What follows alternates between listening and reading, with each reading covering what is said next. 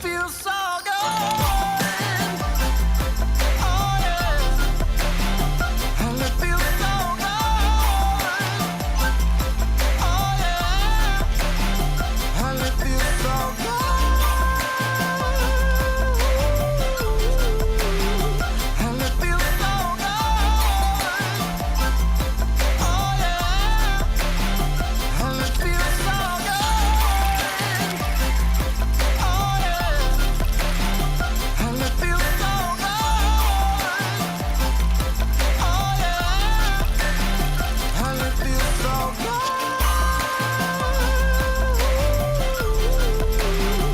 And it feels so good.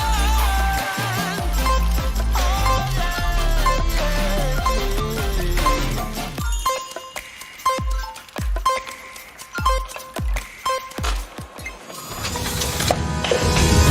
Good morning. Hello and welcome to Good Morning Madness. This is our first live debate show. This is going to be an interesting adventure. With me in the studio today, we've got some absolute powerhouses, and this is going to be a big debate on social media theory. We're going to hit all ends of the spectrum here, and what we really want to focus on is what do we actually want to worry about in the world of social media. So what's bringing this up is in this COVID situation, there's a massive focus of attention on social media and digital branding, and we need to utilize this attention. So we're going to explore this conversation of how do you grow your following? What's the best way? What matters? And in that world, we are going to go ahead and explore every end of the spectrum. So starting with that conversation, we are going to jump into why are platforms considering removing likes and followers. There's a lot of psychological reasons there. And ultimately, what we're trying to get to is, should you focus on growing followers and likes? Why does it matter? What points of this whole system should we focus on? And that's really the tone we're going to set today. And with us in the studio today is two people on the opposing side of this argument for me. We've got Jonathan Palmar on the Team Social Proof side. This guy is an absolute beast in the realm of everything marketing and business, and he has absolutely crushed it. So we're going to go ahead and get his perspective. And on his team as well, these guys are tag teaming. We've got Justin JRey Reynolds in the house as well. So What's up? he's going to be also on Team Social Proof, arguing that followers, likes, and all of these metrics do actually matter. And I'm here to tell you, I think followers and likes aren't shit. And if you're focusing on that, you are wasting your time. So I'm really curious to hear, what in the world do you guys think is so critical about having so many followers and likes? Would love to hear what you've got to say on it, John, since you're apparently so good at all this stuff. I'd love to see what's important. Why is this important? Well, what's super interesting, my post today actually inspired this conversation, or the other way around. But I was watching a sporting event, and I noticed they're functioning without an audience. And as I was watching this, I knew something was off, something was wrong. It's something just felt dull, lifeless about the programming, and it was because there was no audience. There was nobody there watching it. They could have been performing in my backyard, and it literally would not have made a difference because it made everything so much smaller. Think about when you watch the Super Bowl. The Super Bowl is grand in part to the audience. You're constantly hearing about the ratings, how many people tuned into it. It's like we all want to be a part of something bigger, something important, so we all gravitate towards that. What I've started to learn is social media is no different than that. if you do not create the atmosphere of importance, I feel personally you're not going to be successful. You're not going to generate the leads that you want. You're not going to demonstrate that you're like an authority in your industry. You need that audience. Without that audience, I just feel like it's not that you're wasting your time necessarily, but I don't feel like you're going to get the results that you want. It's reasonable, but the problem with these metrics and this audience is it's so easily faked. It's so easily gamed. If it's not a reliable metric, then how is this something that you can focus on and say that somebody is important? If the numbers can be gamed, it loses its authority and its credibility in my world. I don't understand the value. The value to me deteriorates when people can buy followers. And I see your perspective, but from my point of view, as much as I'm a marketer, I understand what social media is at the heart of it. At the heart of social media, it is an entertainment platform. People get on social media because they're bored with whatever they're doing throughout the day. You know, they want a break. They want an escape. They turn to social media, whether it's LinkedIn or another social media platform. It's an escape, and it's an entertainment platform. So if it is an entertainment platform, a part of entertainment is creating the atmosphere. And does that mean that, you know, at times it can be creating an artificial atmosphere? Absolutely. If you look back to the beginning of television, having a laugh track helped people to laugh, helped people to engage, helped people to cheer and boo. It's almost like it was on command. But especially now that we spend so much time on our phones are a very personalized experience. You know, now it's not like watching television with your entire family with you, you know, and you know, you see your mom laughing at a scene, so you laugh at it. No, phones are a very intimate experience. So a way that we can connect and feel a part of something is by having that atmosphere created for us. Sometimes does it come in the form of fake engagement? Yes. But I'm in the entertainment industry as much as I am a marketer. My content speaks to that. So if I need to create the environment to give it more size, listen, as a consumer, you can make the choice. You can make the choice to enjoy the content or not. And if I create an atmosphere and you don't know one way or another, I don't think it really matters. Yeah. I'm with both of y'all. Just on I'm down the middle on both y'all on the fake engagement side. Why? It's just like a club. When you pass a club by on the street and you see the line outside, it makes you go, ooh, what's going on in there? I want to go there. That engagement does that. However, if you're looking at true vanity metrics as it relates to business, you know, it's pointless unless you have a business objective tied to it with a vanity metric. So buying fake leads and fake engagement isn't measuring a true business. Yes, it's marketing goals.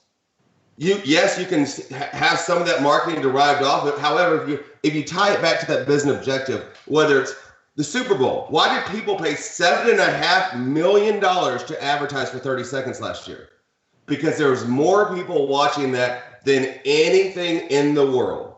Talk about the best form of pure entertainment. But once again, having views, that vanity metric, which I think is so important, that gets more people back to your page, or gets more back people to your personal page, but gets people back to your web page. And that's where the sales happen. So vanity metrics, true vanity metrics. And I'm not big on the fake stuff as much because it doesn't really show you true business growth. And for me, social media is not just about entertainment, but it's about business growth and what we're trying to accomplish from the vanity metrics, even though it is just marketing. But the more people see it, the more people go to your site, the more people buy your product. That's why billboards cost $6,000 a month on the side of the interstate. Why? No reason. Just because more people drive past it every day.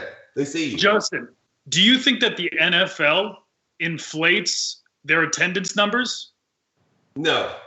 I think they go straight to having paid tickets. It doesn't say how many people came through the gate that day. They just said, hey, ticket sales were at 37,000 seats. I mean, you look at baseball games. We had 34,000 in attendance today. Well, half the stadium was empty. That's corporate box office, state corporate seats. It never really goes into that measure, when it talks about who actually walked through the gate. And so they talk about paid box office. Once again, it goes back to your point, makes it sound better. But on TV, we're watching it. We don't see 34,000 people there. I'm seeing the game. If I walked into and bought a $5 ticket, I'm walking all the way down, sitting first base side, right on the first row. That's so. Do you think that, let's say hypothetically, the Super Bowl had an off year, and they were just incapable of selling all the tickets? Do you think that they would have a team go around and start giving out free tickets to all the bystanders that might be on the outside, just to fill the arena? That's a touchy one. Super Bowl, no. Bowl games for college football, yes.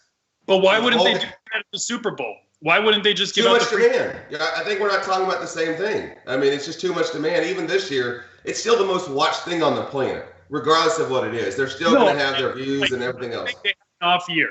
I'm saying they had an off year. They had a bad year, and they were sold out, wasn't it? Well, let's say it wasn't. Let's say hypothetically they couldn't sell it out, right? But they still want to generate the advertising dollars so that they can command the same for marketers or for big companies. They know. But it's grown every year exponentially. Just because ticket prices weren't at $6,000 for a nosebleed seat doesn't diminish its value online. I mean, what we've seen is, and when they talk about viewers, they said 50 million people watch the Super Bowl, which is a very low number. It's really like 100, 200 million. That doesn't even count for digital viewers now. That's the one thing with everybody cut into cable, it doesn't account for any of those people. So it's a huge, huge, huge event. And those are real eyeballs watching it, not anything of seeing the crowd. But yes, I agree with you. Watching something that has more of a crowd makes me more interested. The UFC fight the other night didn't have a crowd. It's hard to get behind it because I like hearing the oohs, the ahs. The same reason I go to the theater is for the experience. Go to the theater, you walk in, you see the lights of all the bright shining sides, now showing, now showing, now showing. As soon as you open the doors, what do you smell? Popcorn. You feel the energy of the crowd. You feel, all those things that go into it. It's about the experience. So I think the fans and the sporting event or whatever event is just, it's an equal recipe. It's hard to produce the same product without it. However, when it's fake, I don't feel like that's like having cardboard cutouts in the audience, just shaking themselves. To me, I mean, that's just the one thing, because Vanity Metrics it's measuring non-traditional marketing goal or non-transactional marketing. That's what to me it leads to, because you can see growth. It helps tailor your content for your preferred audience. If you're not performing well and all of a sudden you change something and engagement starts going up, you're able to actually, but if you're buying those likes, did you get a true sense of what your content was really creating? That's. I have this mental debate with the word fake. Like, I don't think fake is a fair word to use, because when I'm watching a movie, let's say in the movie, you're watching like Remember the Titans, or you're watching the Avengers or something like that, and you get really invested in the story. And when there is an audience inside of the movie, when the audience inside the movie is like cheering and they get up and they're screaming, like, there are times where I get lost. I forget that I'm in reality. I get lost in that experience. And I feel like what we do on social media is no different than that. If we are creating an ambiance, people are entitled to get lost in whatever we're doing, including the likes and the comments, because we don't have a physical way of showing our audience. So whether fake, real, whatever the case may be, it's an entertainment platform. And if that's the case, then I feel like if you want to do engagement groups, do engagement groups. That's just as fake engagement in my mind. Well, they're both but how is that though? Because if you're buying a computer to pump out something, engagement pods, let's say I'm an engagement pod of 10 people. And since I have commercial roofing company, from that pods, one of their friends sees their post because of me. Is it fake then? A bot is just a computer system putting it out. No one's going to, that doesn't have any validity. The other one, we talked about this last week, you streamline that trust process because they saw their friend commenting or doing something with myself. So even if it's an engagement pod, at least there's some realness behind it. The lemon pods that has like 18,000 followers that you just hit a button, all of a sudden it goes, and just all of a sudden shows up. That's what, when I think fake, that's what I think fake. Like, has no person actually sitting behind the opinion, the thought, the view, anything. It's fake. It's fake in its actual definition. At the end of the day, all that matters in this is authentic relationships. If you're not building authentic relationships, then everything you're doing is worthless. I don't give a shit if you have 40,000 followers. If you don't know any of them and you're not making moves to turn that into an authentic, real relationship with a person, a human on the other side, all of those numbers don't matter. I don't see that fake is to me. I think it makes sense. Of course, there's the algorithm boost and the reach. I'll give the points for obviously having that reach and that implied authority. But if there's no people there, it's worthless. I've been there. I've been MySpace famous at age 15 with 50,000 followers. It's worth jack shit if you don't convert it into relationships, into actual business. So what I will say, and to play off of that, Travis, is we always know, like, if somebody is really artificially inflating their numbers at scale, you can always tell, because all of the interactions are like 3 words and then their name, like great post, their name tag, whatever. You can tell. And in those cases, like, of course, I don't like those people either, because they are legitimately manipulating others into perceiving themselves as a thought leader. I think that if it's a seasoning, if it's a finishing touch, if it's something that, sweetens it, kind of like, in football, they'll sweeten the audience. They're enhancing the sound of the natural audience. And that's something that they do in film. That's something that they do on live television. They do that in talk shows. They do that with comedians. They sweeten the audience. But if your entire audience is artificial, you can hear it. It sounds like boomed in, like a really cheap laugh track. So I do feel like there's a distinction. There's a difference between sweetening your audience and having a complete fake audience. That is just, you can't do that. It's just, you should be banned for that. Let's call it what it is.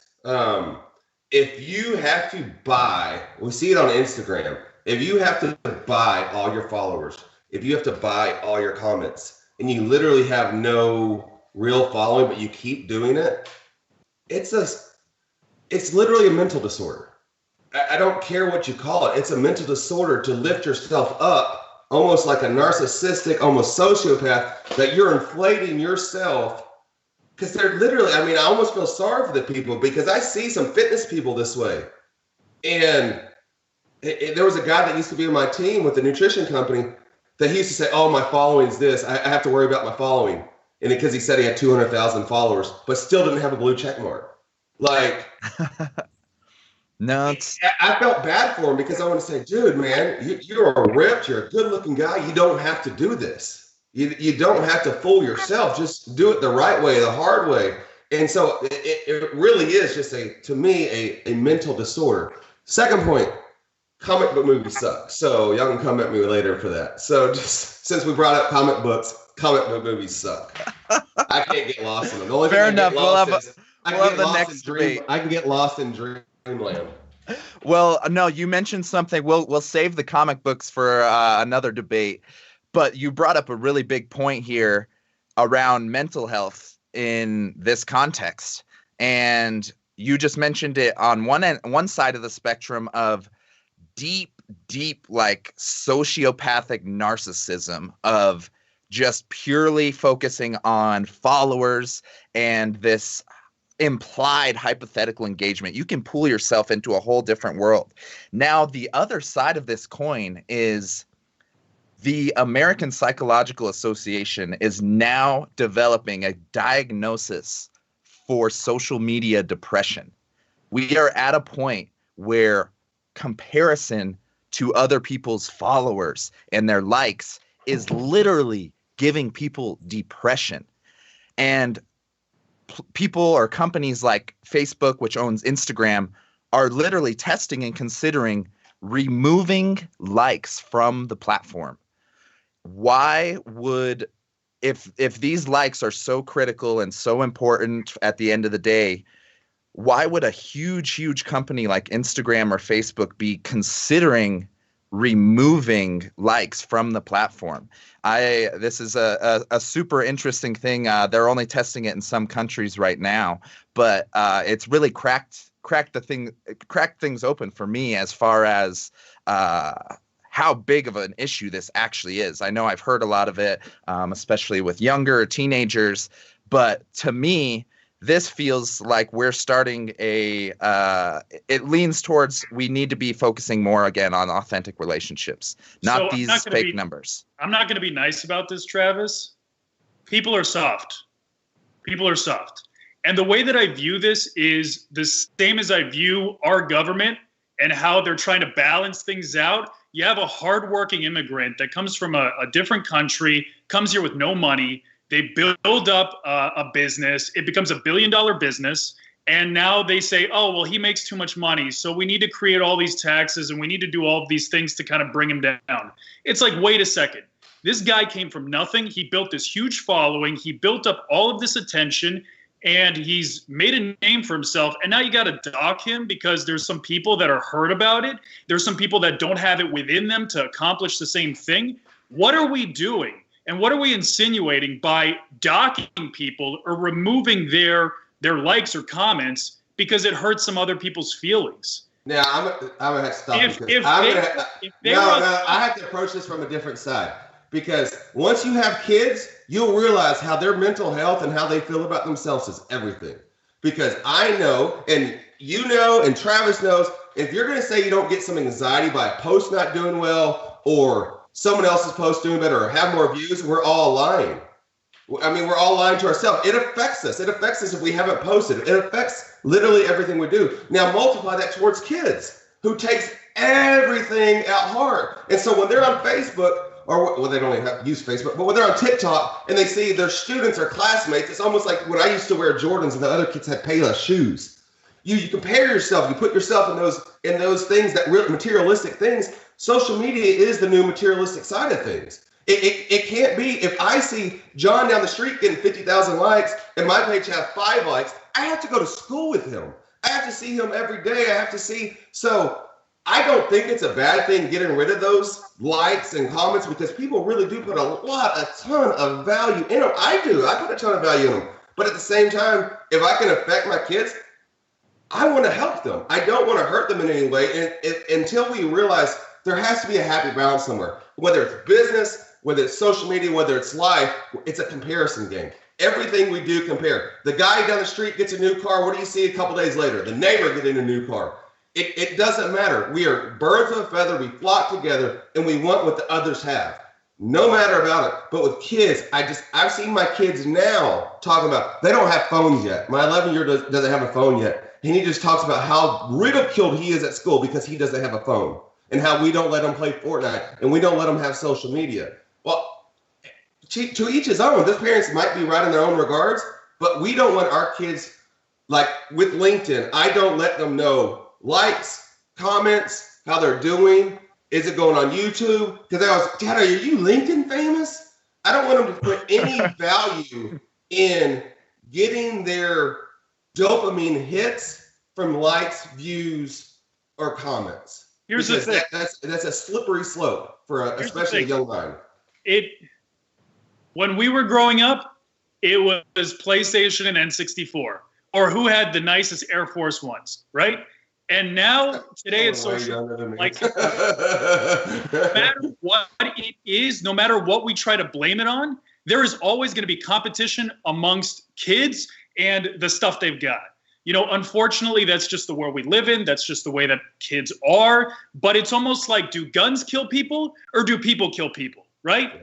Like, if we're going to blame the likes and the comments because of kids, you know, insecurities and stuff like that. I grew up with insecurities. I was bullied a lot as a kid, you know, but I didn't let those things define me. So, I think it's more the responsibilities of the teachers, the parents. You're doing a great job, Justin. You're limiting the way that they receive all this stuff, and you're teaching them about it. That's awesome. But to blame the platforms, for it, that's almost like, remember the 90s when we would watch TV and they were saying that it was too violent, and then they just kind of like drop it after a while, and then they just put whatever. Things go, it ebbs and flows. Everything ebbs and flows. So I think right now this is the hot topic. Next week it's going to be something else. But the fact of the matter is, it's the people, not the platform, that creates the problems. I agree. Sorry, Travis. Travis, go ahead, man. No, there's a degree to, there's two sides to that element of people have self-responsibility, of course, to build your own self-esteem, etc. But the actual purpose of all of these, and Justin, you mentioned it, the platforms themselves are doubling down on this dopamine addiction. We are literally having platforms learn how to drip feed your notifications. Instead of you getting them all at once, platforms are figuring out how to drip feed your notifications so that you receive your likes a couple minutes at a time. And you can open up that little heart icon 10 times a day instead of a couple times a day, or probably way more than that for some of these people.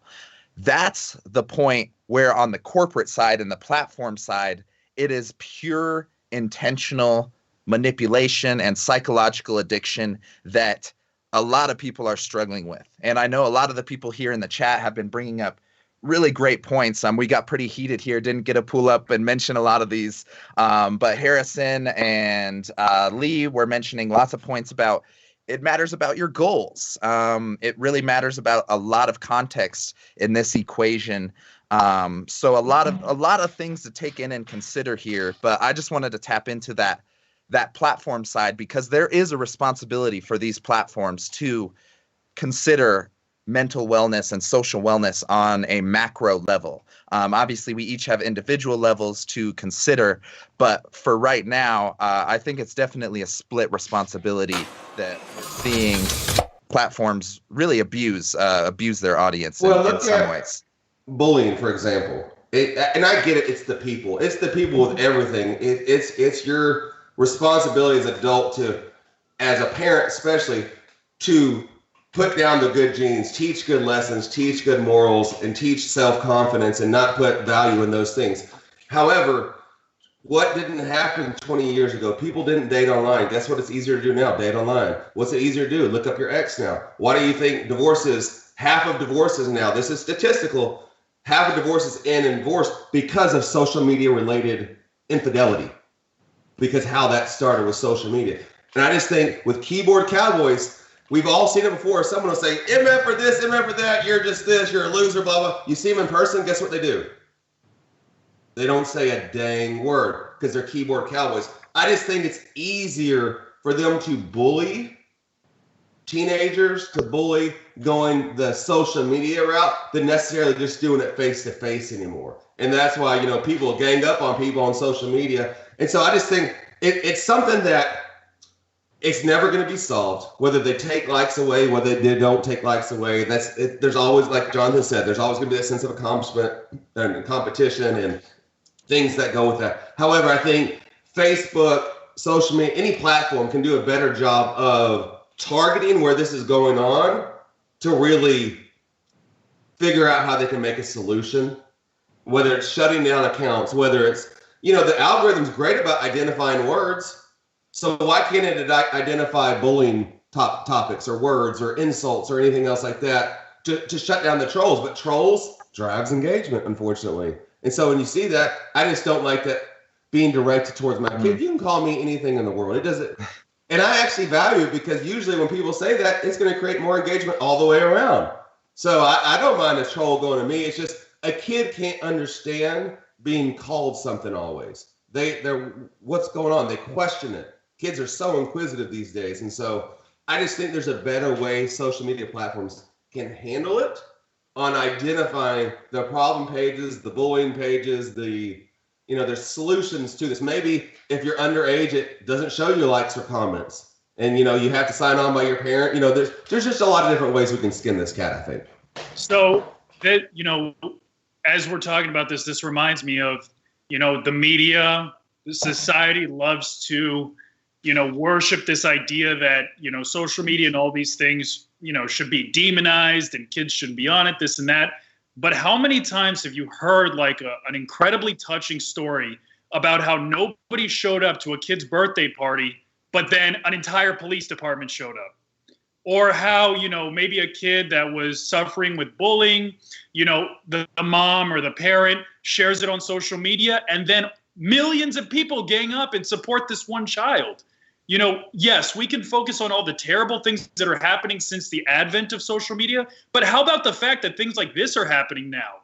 Now these kids that were bullied and would otherwise be traumatized for their entire lives now have millions of people saying, hey, you know what? Listen, kid, I know nobody went to your birthday, but look at all this support, all these people that care about you.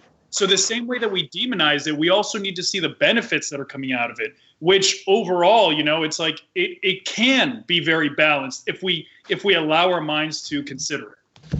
Agreed. Now, I think that balance you just mentioned, John, is really the key here. And we just hit the 30-minute mark, so we did officially make it through the first part of the debate here without completely derailing. So any closing statements you guys have from your end? I know really the core piece that I'm seeing is focusing really on your system and your specific goals. I know that's a big piece from this end. Is there anything on your guys' end that you think is an important consideration as far as this approach of authority and eventually, a lot of times I think of it as the fake it till you make it theory, and it has worked hundreds of times. So is that something in your guys' realm you've seen recurring, or is that something that we shouldn't strive for people to do the fake it till you make it route? No, I mean, in closing, the great thing is this is just all opinions, guys. Too many people take this hardline stance about just being able to say, oh, it's his way or the highway. I mean, it's horrible in the political party. If a Republican said it, it must be true. If you're a Republican, if you're a Democrat, the Democrat said it must be true. The Republicans are lying. That's not how this is. I was asked earlier, can this be right on 3 different sides? Heck yes, it can be right on 3 different sides because these are your opinions. And you can take a little bit of everything and make your own opinion. There's nothing we're saying that's right, that's wrong. However you view it is your perspective. That's the perception.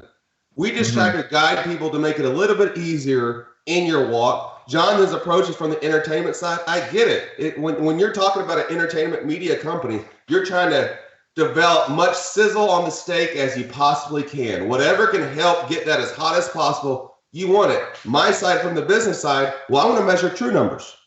I want to see, are we really growing because of the content we produce? Not because, well, we added these 10 other likes over there. I want to see, how's it getting us more engagement from a marketing side, but how that returns gets us a return on investment, a time investment though. So I think, do whatever you want, guys. I see a lot of people on LinkedIn say, hey, just do whatever you want. No, I get it. Do whatever you want. But there's coaches and there's trainers and there's people guiding you for a reason to make it the trip a little easier. Mm-hmm. So, yeah, no. Just to touch on that, something that I would say as a takeaway is this is always going to be the case. This is the case across the board. This is the case with everybody before, after social media. There's the person that we see ourselves as. There's the person that society sees us as, our peers, our friends, our family. And then there's the person that we truly are. There's always going to be an element of smoke and mirrors, whether you're walking into an executive boardroom or you're posting a piece of content on social media or you're just hanging out with your wife in bed. I don't care where it is. There is always a little bit of smoke and mirrors involved. We know who we are at the end of the day, who we are as our truest selves. And I guarantee that person is not on social media. They're not, at a barbecue with your family. So to what degree we take that is very subjective, where we want to take that. But the point is that before we demonize one person's approach, consider the fact that none of you are real anyways. We all have a certain part of ourselves that we keep covered up. Yep. So I think that's really a huge point. As we're summing this up, we'll jump into the bonus round here and get all you guys involved here in chat. And for anybody waiting for the Wheel of Misfortune, we do have that coming soon, unfortunately for us. So that'll be awesome. Please stick around. But let's go ahead and wrap this up with a little bow before we jump into the bonus round, because you just really mentioned some great points there, John, around balance. And at the end of the day, perception is reality. When we go to a page and we see those followers and we see people associated with higher level people, regardless of how they got there, with bots, without bots, a combination of both, who knows what, there's something there as far as the psychology of their authority. So don't completely neglect followers, likes. It obviously matters to a degree. We were definitely taking this to the extreme on both sides. But I think most of you realize here it's critical to understand your situation. Start with why. Set clear goals for why you're actually on social media, what you want from it, and use likes or followers as the means to an end. Don't make likes and followers your goal of the situation. And I think that'll really at least set the tone for moving forward of how to make this the most useful.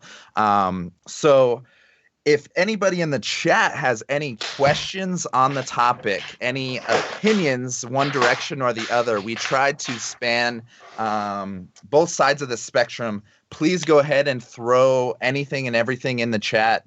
We are officially into the bonus round here after the half-hour mark. So we're now here for you guys. Anything that you want to talk about, anything you want to ask John or Justin while we've got these guys. We appreciate you, and we're super stoked you're here. Hey, Travis, before we forget, Jonathan and I did a post last Friday about collaborations, and we said the best comment in the thread is going to win an opportunity to collaborate. This is their choice, obviously, to collab with us. So due to a number of very well thought out stuff that it actually blew my mind, like some of the time that went into some of these, we couldn't pick a winner, just one. So we are having like 3 or 4 winners.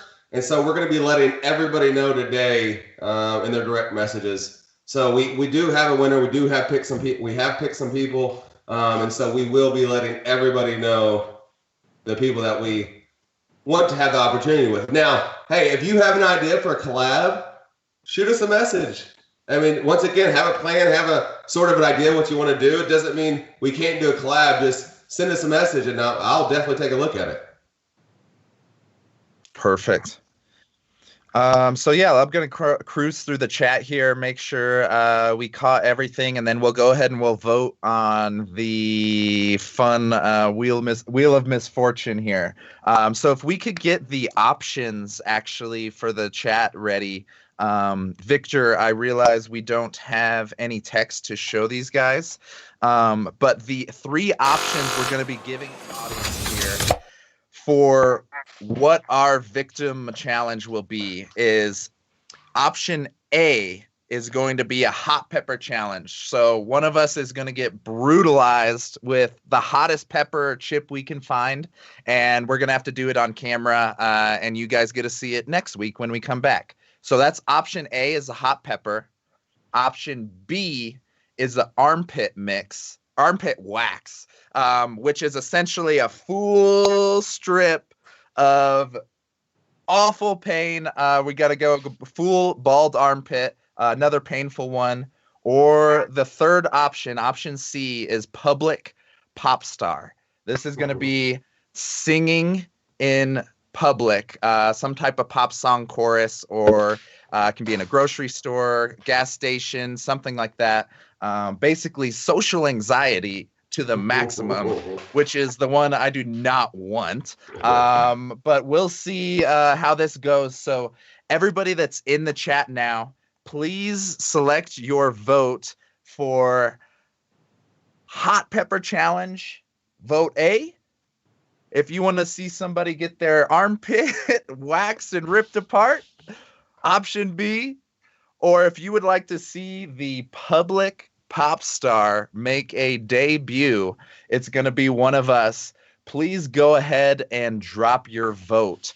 We are a little bit behind on the chat, so we're going to go ahead and give things a minute or so to let people go. But essentially the goal of this is we're here for you guys. So our goal every show is to level this up one more step, whether that's with it more entertainment, more education, or more guests. We do have lots of guests in the mix coming soon. So just wanted to say thank you for all of you guys' support as we get this rolling. And if you found any value from any of us, John, Justin, Victor, or myself, please go ahead and subscribe to this channel. Hit that little like button. It does help us get in front of more people. And I think that's going to be our focus each week, is just making this a better show for each of you guys. So without further ado, I'm going to go ahead and check into the chat. Let's see what we're going here. Victor, if you have an official count, feel free to drop it. But it looks like we've got 1, 2, 3, 4, the armpit wax. Not entirely excited about that. But it looks like that's our winner. So I think, Victor, if you want to go ahead and roll that Wheel of Misfortune, let's go ahead and see. Is Victor on? Can we hear Victor? Who is our victim? All right, here we go. Oh boy, let's roll that thing. Okay. Oh God. Who did it land Oh on? God. Victor? It landed Oh, on- I haven't seen the spin yet. I'm late. Oh no, Victor. Poor Victor. Yeah, you gotta film it. You gotta make sure you take the phone no. in and film it. Oh. What a debut to have. Well, Victor, our man behind the scenes, has unfortunately victimized himself. Thanks to you guys. Please join us next week to check in on the clip where poor Victor will have a nice freshly waxed armpit. And we'll level up the debate as well. We're going to get more serious, more intense on all of these. So feel free to give us any feedback. This is a continuously evolving show. So thank you guys again. Please join us next week. Invite anybody you want to our next show. We'll keep this going, get the community rolling. But for now, I think we can go ahead and wrap this one up. If Jonathan or Justin, you guys have any final words to say. Victor, dear Lord, I'm so sorry. We appreciate you so much, though. We will keep this rolling. But thank you guys so much, and we'll definitely see you guys next week. And it feels so